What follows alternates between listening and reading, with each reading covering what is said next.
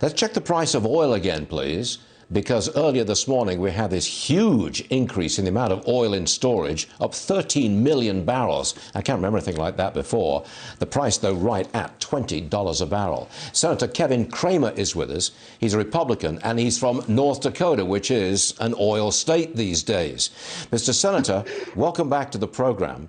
Good to be with you. We had the American Petroleum Institute guy on the show earlier this morning. He said, look, this is a disaster. And on the show yesterday, we had a leading oil analyst who says, look, you could probably see the price of oil drop below $10 a barrel. I would imagine, sir, that that is just devastating for your state. Well, Stuart, when it was $42 a barrel when Saudi Arabia and Russia picked a price war fight, and that's too low in many cases in North Dakota.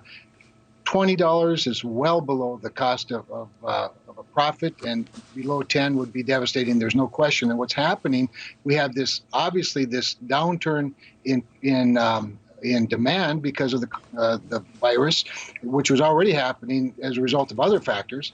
Then you have them being Saudi Arabia oversupplying, and now many of the other OPEC nations are doing the same. Every ship, tanker, rail car, refinery is getting topped off, and we're going to have a glut for years, frankly, if this continues. I must say, Senator, look, we always thought of the frackers and the drillers, North Dakota and Texas. I think of you as American heroes. And we just hate to see this happening. And I hope it doesn't end America's energy independence. So let me turn to a different subject here. We just got reports that a fourth stimulus package, or rescue package is probably a better name, is being planned.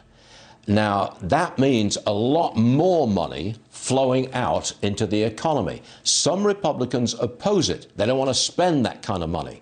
Where would you, sir, where would you stand on a fourth rescue package? Well, I would think a fourth package, Stuart, would be more of a recovery than a rescue, I hope. And I think what we ought to do is take our time.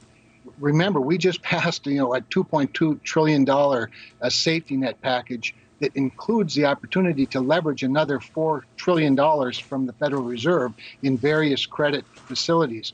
Let's see how that works. But what I think the opportunity presents is the opportunity for us as Congress to do the things we're supposed to do that stimulate the economy, and that is build out a massive infrastructure. Maybe think really big like the president is thinking in terms of a highway bill as well as other transportation infrastructure. Those are the things that not only put people to work, Stuart, but at the end of it, we have an asset that has as its primary purpose the profitability of the private sector. Because this supply chain thing, as the vice president is speaking to now at the Walmart Center, the supply chain requires this. We're far behind in maintenance of our highway system. We've already passed a bill 27-0 out of the Environment and Public Works Committee that I sit on. So there's a lot of good work that can be done, but let's not get crazy. Let's look at the things that we are supposed to do, and maybe we can be inspired to do them better, faster. Mr. Senator, thank you very much for being with us today. Please pass along our very best wishes to all those wonderful people who provided with oil from North Dakota and helped out the whole country.